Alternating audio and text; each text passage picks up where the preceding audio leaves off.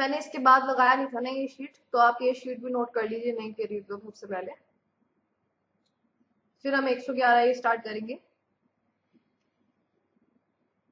चलिए, अब 111A ना बिल्कुल 1038 जैसा है। एलटीसीजी की जगह एसटीसीजी है बस, और एग्जेम्पशन की जगह टैक्स लग रहा है। अब हम पढ़ते हैं, आइए। सेक्शन 111A, कैसे लिखा है मैंने,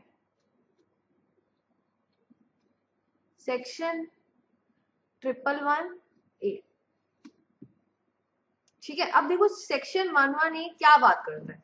सेक्शन 111A कहता है जहां पे आपकी इनकम में, जहां पे आपकी टोटल इनकम जो है, आप कौन, आप असेसी, यहाँ पे टोटल असेसी की जो इनकम है, it consists, it includes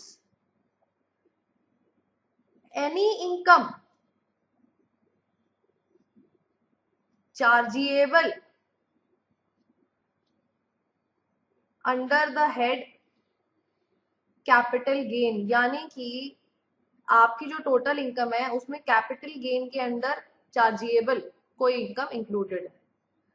अब ये कौन सी इनकम है वो ही हम पढ़ने जा रहे हैं। ठीक है, अब देखो, सबसे पहले तो ये किससे अराइज होती है, ये एक ट्रांसफर से अराइज हो रही है।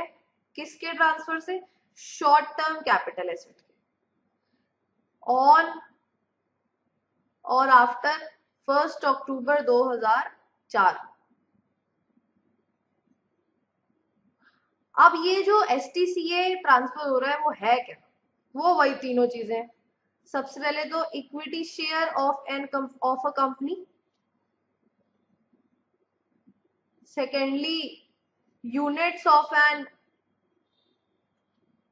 Equity oriented fund, thirdly units of a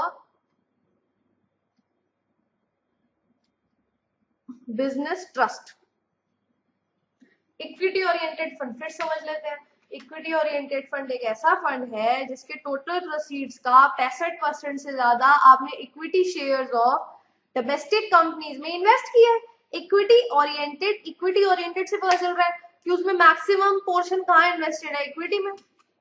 समझ आया। तो देखो अभी तक सब कुछ सेम है। अब आप सोच रहे हो मैम एक और कंडीशन है, वो तो सेम नहीं है, नहीं वो भी है इसमें कि एसटीटी इज चार्जेबल। यहां तक कि जो अमेंडमेंट आई है ना वो भी सेम है।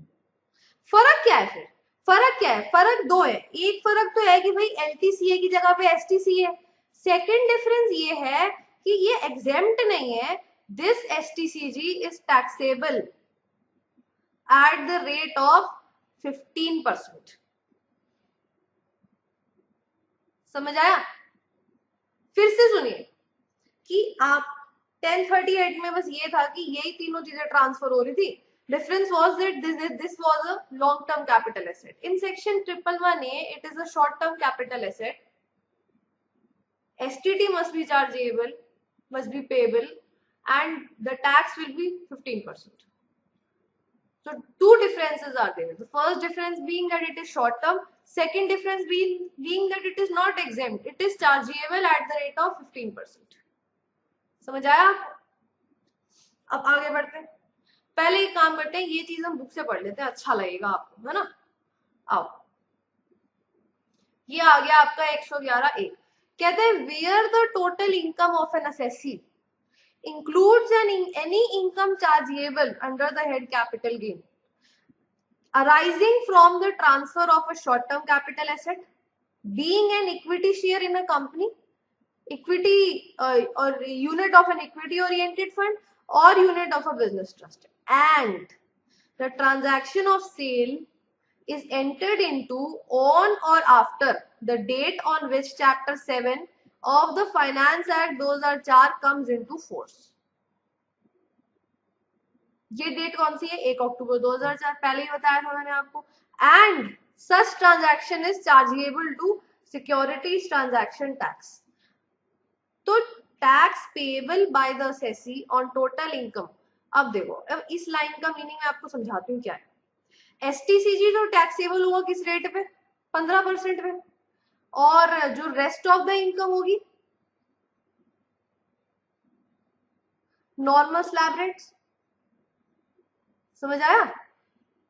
Normal slab rates.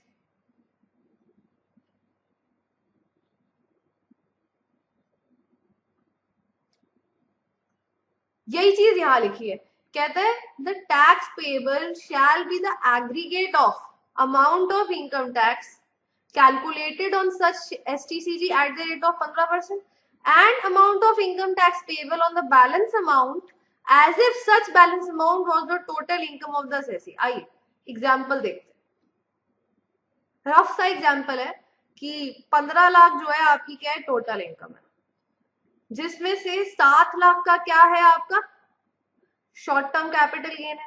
इस पे तो कितनी टैक्स लगेगी आपकी 15%। बाकी का जो 8 लाख है ना, इसके आप कैलकुलेट कैसे करेंगे? स्लैब रेट्स के हिसाब से, नॉर्मल जैसे करते हैं। आप इस 8 लाख को अपने टोटल इनकम मान के इस पे टैक्स लगाओ। 15 लाख नहीं है, अब आपकी टोटल इनकम 8 लाख है, ऐसे टैक्स लगाओगे। कि 7 लाख तो आपने अलग कर दिया। यहां तक समझ आया? एक बार जरा आगे बढ़ने से पहले ये डिस्कस कर लेते हैं, आगे जो मैं समझाने जा रही हूँ बहुत क्रूशियल है। एक शॉर्ट टर्म कैपिटल एसेट आपने ट्रांसफर किया 1 अक्टूबर 2004 या उसके बाद, ये कौन सा एसेट है? तो कंपनी में इक्विटी शेयर्स है, या इक्विटी ओरिएंटेड फंड के यूनिट्स है, या बिजनेस ट्रस्ट के यूनिट्स है। एसटीटी चार्जेबल होना चाहिए, तो एसटीसीजी पे टैक्स कितना लगेगा? 15%। बाकी की इनकम पे टैक्स कितना लगेगा? Normal slab rates. समझ आया? अब देखो, अब इसका ना एक प्रोविजो है। प्रोविजो क्या कहता है? प्रोविजो कहता है अगर आप इंडिविजुअल हो या एचयूएफ हो, मगर आप कौन हो? रेसिडेंट। कौन हो? रेसिडेंट। तो आपको एक बेनिफिट अवेलेबल है। बेनिफिट क्या अवेलेबल है? एग्जांपल के थ्रू समझाती हूँ। सपोज करो मिस्टर एक्स 30 इयर्स के हैं। अब अगर 30 इयर्स के हैं तो इनके ऊपर स्लैब रेट क्या लगेगा? 2.5 लाख असेसमेंट रेट, 17-18 की बात कर रही हूँ मैं। 2.5 लाख तक नील, 2.5 से 5 10%, 5 से 10 20%, ग्रेटर देन 10 30%, है ना? यही स्लैब रेट है ना? तो 2.5 लाख तक तो एग्जेम्प्ट है। तो अब सपोज करो कि इनकी जो टोटल इनकम है ना वो थी 3.5 लाख। क्या थी? 3.5 लाख। अब इस 3.5 लाख में से, इस 3.5 लाख में से 1,20,000 का क्या है? Short term capital gain under section 111A। और बाकी जो 2,30,000 है ना, ये नॉर्मल इनकम है, बैलेंस। अब जरा गौर फरमाइएगा, 2.5 लाख तक तो एग्जेम्प्ट है, इसका मतलब ये पूरा एग्जेम्प्ट हो जाएगा। मगर ओहो 2,30,000 है, तो 20,000 तो इसका वेस्ट हो गया। 2.5 लाख तक एग्जेम्प्ट है, तो माइनस करो 2,30,000, 20,000 और एग्जेम्प्ट हो सकता था ना, वो तो वेस्ट हो गया। इस 20,000 का बेनिफिट आपको कहता है ये प्रोविजो कि इस 1,20,000 में से उठा लो। यानी कि इस 1,20,000 में से आप इस 20,000 को माइनस कर दो, और बैलेंस जो 1 लाख है ना, इस पे 15% लगाओ। फिर सुनो, 3.5 लाख में से 1,20,000 का शॉर्ट टर्म कैपिटल गेन है, 2,30,000 बैलेंस आ रही है, 2.5 लाख तक तो एग्जेम्प्ट ही है, तो पूरा 2,30,000 एग्जेम्प्ट हो गया। अब समस्या ये रह हो गई कि भाई 20,000 तो एग्जेम्पशन के वेस्ट हो गए, क्योंकि 2.5 लाख तक मिलती है ना एग्जेम्पशन, तो आपकी तो 2,30,000 बैलेंस थी। तो अब अगर आप इंडिविजुअल या एचयूएफ हो, रेसिडेंट होना चाहिए हो, तो ये बेनिफिट मिलेगा कि जो 20,000 की वेस्टेज हो रही है ना, इसका बेनिफिट आप अपने एसटीसीजी में से ले।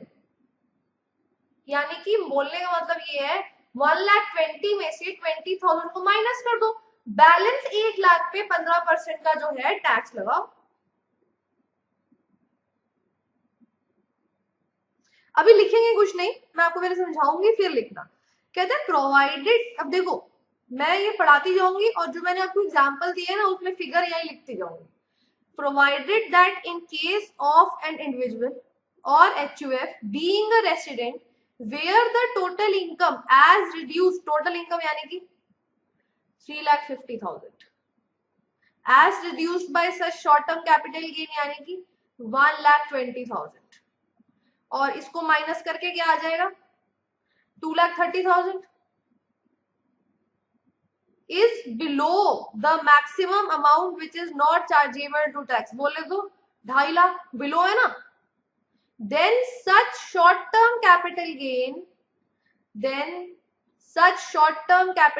यानी कि 1,20,000 shall be reduced यानी कि इसको माइनस कर दोगे by the amount by which the total income यानी कि फिर से 3.5 लाख नहीं, total income as so reduced, इसका मीनिंग क्या है, total income as so reduced यानी कि 2,30,000 fall short of the maximum amount not chargeable to income tax. नीचे आ रहा ना, थोड़ा ऊपर करके लिख देती हूँ, यहां लिख देती हूँ.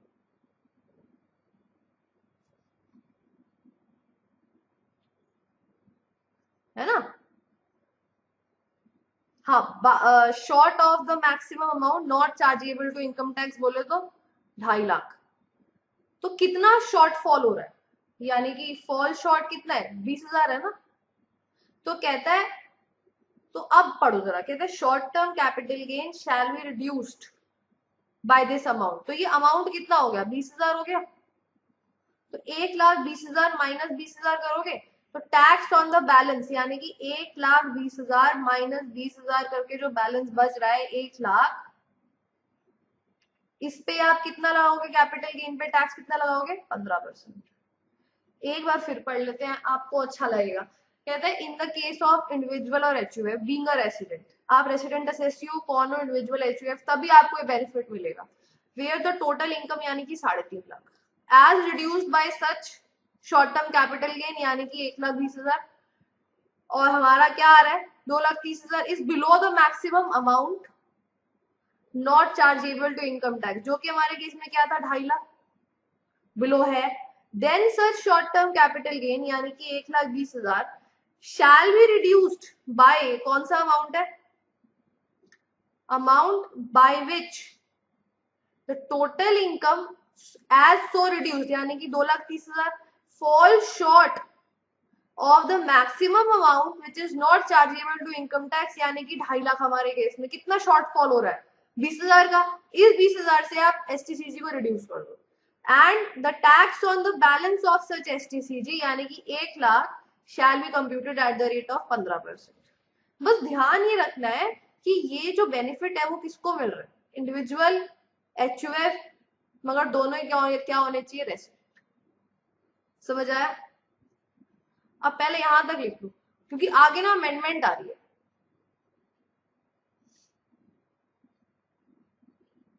ठीक है, यहां लिख लो प्रोविजो टू 111A सबसेक्शन 1, यही है ना, एक बार चेक कर लेते हैं आप. हाँ प्रोविजो इसका ही प्रोविजो है ना.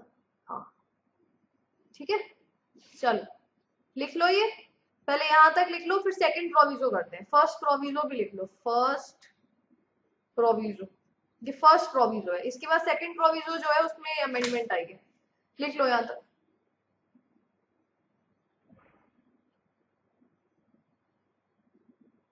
समझ आया, इजी है, डिफिकल्ट तो नहीं है. प्रैक्टिकल एग्जाम्पल करोगे तो कुछ डिफिकल्ट नहीं लगेगा. चलो अब अमेंडमेंट ना वही है जो 1038 में आई थी. वही चीज है कि भाई जो इंटरनेशनल फाइनेंशियल सर्विसेज सेंटर है वहां पे रिकॉग्नाइज्ड स्टॉक एक्सचेंज है IFSC पे, रिकॉग्नाइज्ड स्टॉक एक्सचेंज पे आप टैक्सेबल सिक्योरिटीज ट्रांजैक्शन कर रहे हैं यानी कि ट्रांसफर कर रहे हैं. कंसिडरेशन किस में पेएबल है, फॉरेन करेंसी में.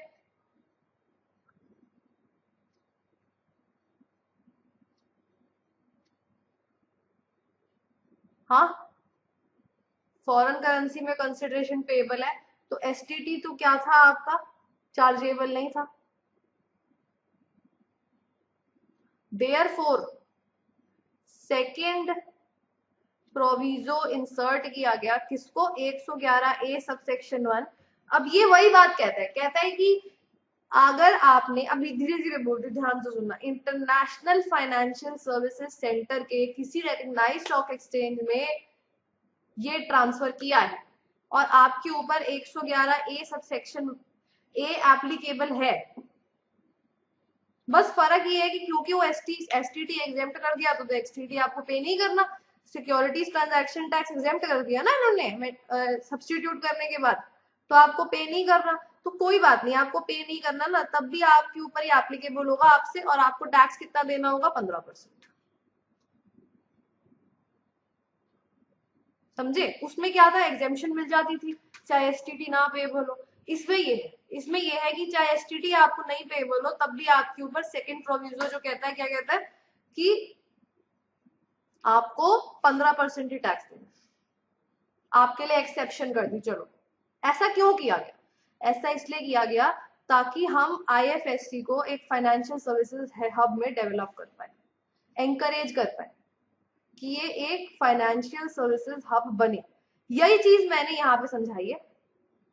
पहले नीचे पढ़ते हैं फिर लीगल लैंग्वेज पढ़ेंगे, ठीक है। ये देखो सब कुछ सेम है, बस 1038 की जगह पे क्या है, 111A।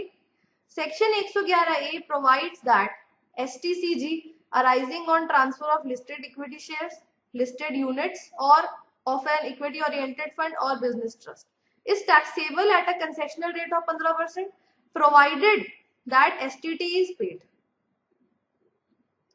In order to encourage development of IFSC into a world class financial services hub, section 113A of Finance Act 2004 has been substituted to provide that the provisions of chapter 7, अब chapter 7 क्या बताता है, ये कहता है कि STT जो leviable है ना, वो एसटीटी पेएबल होगा सारी टैक्सेबल सिक्योरिटीज ट्रांजैक्शन, मगर उसको सब्सटीट्यूट कर दिया गया है, किसको, फाइनेंस एक्ट 2004 के सेक्शन 113A को, कि अब अगर आप आईएफएससी के रिकॉग्नाइज्ड स्टॉक एक्सचेंज में कोई ट्रांजैक्शन कर रहे हो, टैक्सेबल सिक्योरिटीज ट्रांजैक्शन, और कंसिडरेशन किसमें पेएबल है, फॉरेन करेंसी में, तो आपको एसटीटी पे करने की जरूरत नहीं है।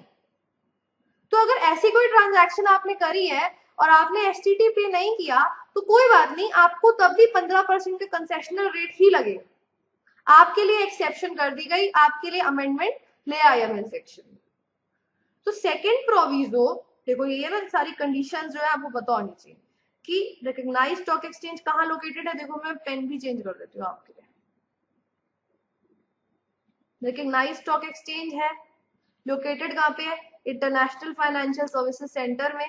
कंसिडरेशन जो है फॉरेन करेंसी में पेएबल है, और एसटीटी क्या हो गया फिर इस केस में, एग्जेम्प्ट हो गया। सेकेंड प्रोविजो इंसर्ट किया गया, फिर से वही कंडीशन आएंगी, to provide that STCG arising from transaction undertaken in foreign currency, कहाँ पे, रिकॉग्नाइज्ड स्टॉक एक्सचेंज पे, जो कहाँ लोकेटेड है, इंटरनेशनल फाइनेंशियल सर्विसेज सेंटर में। टैक्सेबल क्या हो, किस रेट पे होगा, at a concessional rate of 15%, even when STT is not paid. समझ आया, ये था क्या आपका 111A सबसेक्शन 1। यही चीज मैंने यहाँ पे जो है लीगल लैंग्वेज में समझाई है। Nothing contained in clause B, clause B क्या कहता है, क्लॉज बी कहता है बस इतनी सी बात कि एसटीटी पेएबल होना चाहिए, ये है ना क्लॉज बी। हाँ, तो क्या लिखा है, nothing contained in clause B shall apply to a transaction undertaken on a recognized stock exchange located in an IFSC where the consideration is paid in foreign currency। अब तो याद ही हो गया होगा। अब जो सबसेक्शन 2 और 3 है ना, वो बहुत इजी है। सबसेक्शन 2 इतनी सी बात कहता है कि जो जीटीआई है, ग्रॉस टोटल इनकम है, उसमें से आप लेते हो ना डिडक्शन, किसकी, चैप्टर 6A की 80C to 80U। तो ये जीटीआई में अगर आपका एसटीसीजी इंक्लूडेड है, फॉर एग्जांपल आपकी जीटीआई है 10 लाख, जिसमें आपका 3 लाख का जो है वो एसटीसीजी है ना, एसटीसीजी माइनस कर दोगे तो 7 लाख आ जाएगा। अब ये जो 7 लाख बचा ना, इस 7 लाख में से आप ये डिडक्शन ले लेना, खत्म बस। यही बोला है, where the GTI includes any STCG referred to in subsection 1, deduction under section 6A shall be allowed from the GTI as reduced by such capital gains. फिर कहता है where the total income of an assessee, subsection 3 कहता है where the total income of an assessee includes any short term capital gain referred to in subsection 1, वही बात है कि 10 लाख की जो क्या है टोटल इनकम है, यानी कि एनटीआई, इसमें ये क्या थी जीटीआई, इसमें क्या है एनटीआई, इसमें क्या आपका 3 लाख का क्या है इसमें शॉर्ट टर्म कैपिटल गेन, तो माइनस कर दो 7 लाख बचा। कहता है ये जो सेक्शन 88 का रिबेट है ना वो इस 7 लाख में से ले लो, 88 का रिबेट किस में से मिलेगा, इसमें से। सिमिलरली इस केस में चैप्टर 6A की डिडक्शन किस में से मिलेगी, इस 7 लाख में से। सिंपल। ये था आपका क्या सेक्शन 111A सबसेक्शन 1। ये एक्सप्लेनेशन भी सेम है, देखो क्या कहता है, इक्विटी ओरिएंटेड फंड की डेफिनेशन उठाओ 1038 में से, वही आपने पढ़ी थी ना अभी पिछले सेक्शन में, तभी मैं इकट्ठे कराती हूँ ये सेक्शंस लास्ट में, 54 के पहले कराती हूँ, इकट्ठे करा देती हूँ ना ताकि वो क्योंकि कनेक्टेड है सारे सेक्शन। फिर आईएफएससी की डेफिनेशन बता दी, फिर रिकॉग्नाइज्ड स्टॉक एक्सचेंज की डेफिनेशन बता दी, बस समझ आया। चलिए अब आप ये चार्ट जो है वो बना लीजिए, यहां पे मैं लिख देती हूं आपके लिए कि even if STT is not payable किस पे, on transactions entered in recognized stock exchange in located in international financial service center, consideration किसमें है, इन foreign currency, STCG is taxable at the rate of 15%। तो क्या क्या कंडीशंस थी कि ये जो ट्रांजैक्शन है वो रिकॉग्नाइज्ड स्टॉक एक्सचेंज कहाँ पे लोकेटेड है, आईएफएससी में, कंसिडरेशन फॉरेन करेंसी में पेएबल है, तो चाहे एसटीटी पेएबल ना भी हो तब भी एसटीसीसी किस पे टैक्सेबल होगा 15%। यही जो अमेंडमेंट थी वो आई थी 1038 में, फर्क इतना था कि उसमें एलटीसीजी एग्जेम्प्ट था, इसमें टैक्सेबल कंसेशनल रेट पे। ठीक है, चलो अब ये 111A आपका खत्म हो गया। आप जिसने यहाँ से नहीं लिखा है वो यहाँ से लिखना स्टार्ट करें, आगे तो अभी आ ही जाए। चलिए लिख लीजिए, इक्विटी ओरिएंटेड फंड की डेफिनेशन सेम है एज इन सेक्शन 10 सबसेक्शन 38। ठीक है,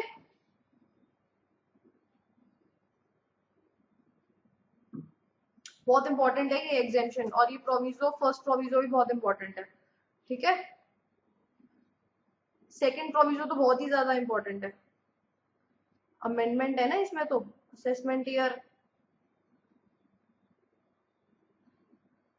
17-18 के लिए। चलिए अब लास्ट रहेगा आपका क्या 112, उसके बाद हम क्या करेंगे सेक्शन 54 के एग्जेम्पशंस। बहुत बड़ा है सेक्शन 54 ना, उसके बहुत सारे एग्जेम्पशंस हैं जो उसके बाद आपको करने हैं, तो पहले आप ये अच्छे से कर लो 1038, 111A, 112 जब अच्छे से आपको आ जाए उसके बाद एग्जेम्पशन स्टार्ट करना।